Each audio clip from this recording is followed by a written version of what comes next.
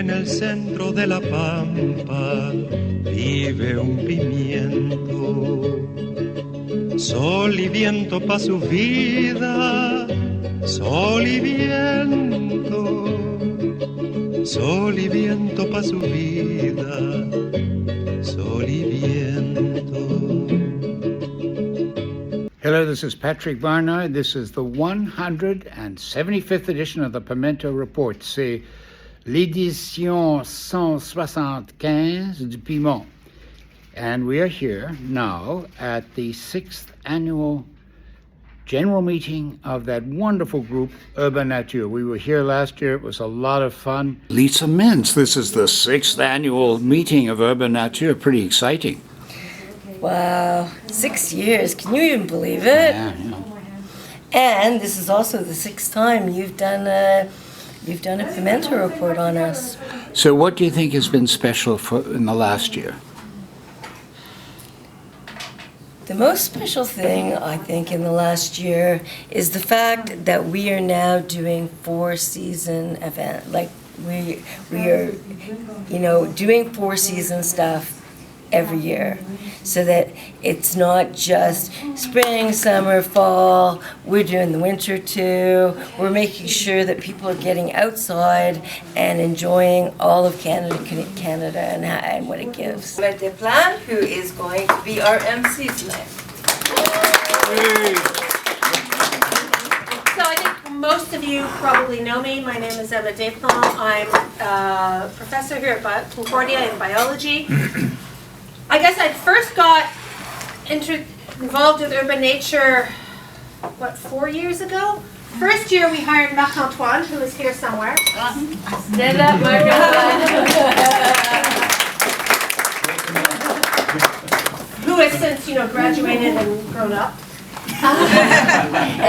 The next year we had Marc-Antoine plus 4 other people. The year after it was Ashley, who's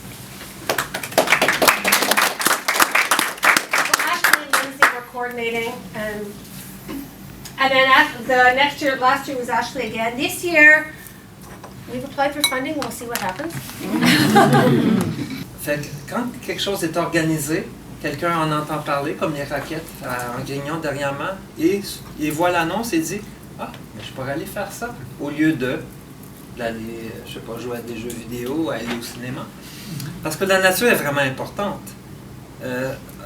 En Colombie-Britannique et à d'autres endroits au Canada, les médecins peuvent même prescrire aux patients d'aller marcher en forêt X nombre de fois par semaine et que ça va améliorer sa condition mentale pour la dépression ou autre situation.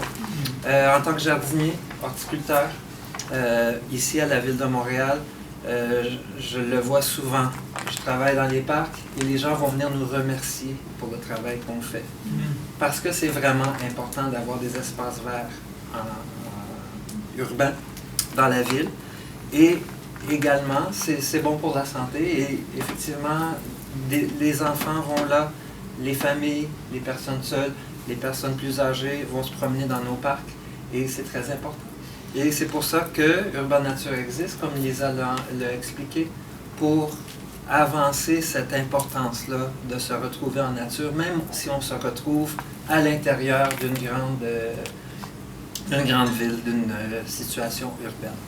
Based on that, so I interned with fun through the Loic 420, so I got credits to play with kids and play with bat sounds and run around in the forest collecting data, which was a lot of fun.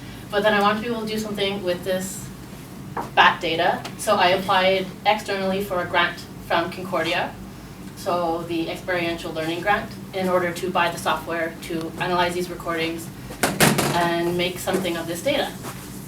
And so first I have a video here I'll play so that you guys can hear what a bat sounds like. This is one of our recordings. This is a hoary bat, which is one of the most common here that we're finding in Montreal. If it will play, hopefully.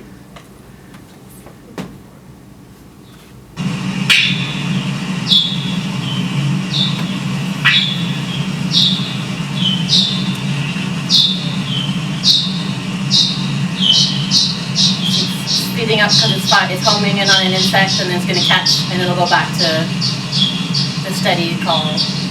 So it might be worth clarifying, the actual bat calls nobody can hear. This Yeah. is transposed to a lower frequency that is actually audible to human ears. Head to the trash barrels, fill a handful of seed, go and put bird seed in the bird feeders and Bird Valley and down the hill, and that is amazing activity. They love it, it's active, and they're helping the birds. And they have never gotten to fill a bird feeder before, so do not underestimate the amount of activities that are available on the fillets for not very much money. This is Wentworth downstairs with a group of kids, and it's a bit bright up here. Can somebody flip those lights just in case you can see the expressions on their faces? Because this is a pretty rapt audience here. So the hotter something is, let's say. So we have a student talking off screen here. Wentworth has been presented to these guys, and he's about to zap this thing right here. Ready? Yeah. So 5, 4, 3, 2, 1.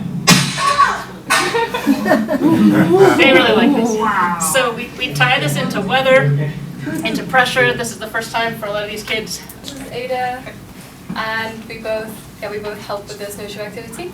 And we were in NDG parks. We were in Park Loyola, which is very, very close to here, 5 minutes walk from here. Park Trenholm for February, and then March was Park Mackenzie King. And then Ada was doing. And Guianos and Southwest. Yeah. So 4 parks in total. I would say it's been a great success. We've had a lot of people coming and joining, people from different backgrounds, different age groups. I know really the target audience was people who were perhaps recent immigrants to Canada, or maybe families with lower incomes, people that wouldn't otherwise have access to these outdoor activities. You know, this is not the families who's going to go and pay and go skiing on the weekends. You know, this is people that maybe it's their first winter and they're not, it's all a bit much and intimidating, and to get to go and do something fun on the weekend, something they've not tried before, was fantastic. And this, we collected some comments, and a large majority of the comments all mentioned how it was fantastic to be doing this activity for the first time. So it really was reaching the audience that we intended it to reach. Was this picture? Was that on the? Yes, that was nature walk we did with a group,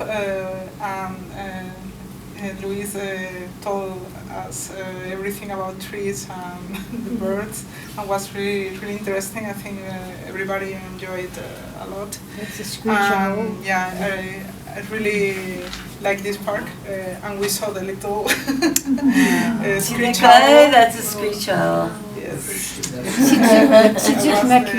Cherry on top. It was a mother and then 2 daughters, and she had one shy daughter that really didn't want to do it, and she was like, oh no, she won't do it, she doesn't really like outdoors. And then this daughter goes, no, I'm gonna do it, and she puts her shoes on, and off she goes, she's gone. She's almost running with these snowshoes. She's like this tall, and it was really fantastic to see her come out of her shell like this. And this was in February, so we had big deep snow. We had such a big group that we'd given all of the snowshoes. So I was leading the walk, and I didn't have the snowshoes, and I'm sinking like this deep into the snow. And I'm going, guys, look, this is why you need your snowshoes, because they're walking along. We even have kids that didn't want to go home because they having so much fun building snowmen, or even with the snowshoes. They were walking by, I don't know, like making a snowball fight, or making a snowman, or discovering, I don't know, the squirrels. They maybe didn't pay attention before to the little creatures, and suddenly I was pointing at them, and they were having like a great time and didn't want to go back. I was just going to read one of the reviews, and it was actually great that between the 3 of us, me and Ada, we managed to speak 3 languages with people, because French, English, and Ada speaks Spanish as well. And we had a family that wrote, "Nous avons adoré, what a great initiative. Nous nous promenons avec votre chien aussi. Merci beaucoup. Muchas gracias, familia Rodriguez. I think that sums it up. An advocacy group. We're very concerned about the politics and the future of the Falaise. Sam Bosky, back in 1990, was the first one to actually mention the whole idea of having the Falaise Saint-Jacques as a park. That's 1990. That's now 35 years, and we've been keeping this idea alive for 35 years, and as a political advocacy group, we wanted to move forward. And it's very concerning to us that there's a lot of funds, tax dollars that are being expended in providing mass transit out into the suburbs. We recently just heard the $19 billion for a tramway out to the east end of the island. And when you look at the demographics of production of greenhouse gases by household, it can be up to 4 times as great as, let's say, the area of Villemont, Côte Saint Paul. It could be up to 4 times. Their production of greenhouse gases could be that great, the difference. In other words, what we're worried about is we're being forgotten, whereas they're building all this infrastructure to take large numbers of people out of the city into areas that actually are actually causing a great part of the climate crisis. So in other words, our tax dollars are actually financing the unfolding climate catastrophe that's happening.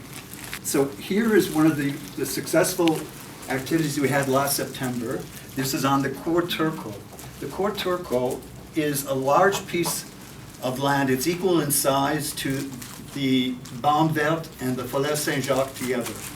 And it's going to be, in the future, it's always been considered as going to be an integral part of the Grand Parc de la Falaise. And it'll be all connected. This large piece of land, which is on the other side of the railway and the 2 and 20, or the 20, as you know, is going to be connected by what has been promised for over 10 years now, the Dal Parc, which is to be a green bridge that it will connect the biodiversity of the 2 sides of this Grand Parc. A huge initiative for waste management on campus. We've tried to make this a kind of zero waste event. So pretty much all the dishware is reusable, which means somebody Which means we wash need it. people to help us wash them. We also do have a compost bin, so anything that's, paper or food residue is compostable. We'll show you where it is. Thank you. Bravo, bravo! C'est la 6e réunion annuelle. Quelle est l'impression qu'on a? On est très content qu'il y ait eu une bonne assistance ce soir. Des gens qui sont intéressés à UrbaNature ou qui en sont déjà des membres.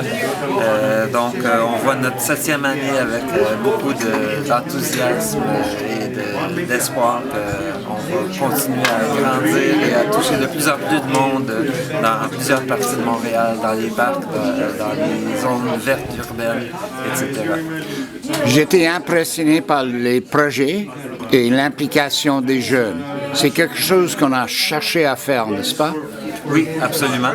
Et c'est encourageant de voir qu'année après année, on peut avoir des étudiants qui viennent travailler pour nous ou être même bénévoles. Donc oui, c'est encourageant à voir pour l'avenir. Bonne chance. Merci beaucoup. En el centro de la pampa vive un pimiento, sol y viento pa' su vida, sol y viento pa' su vida.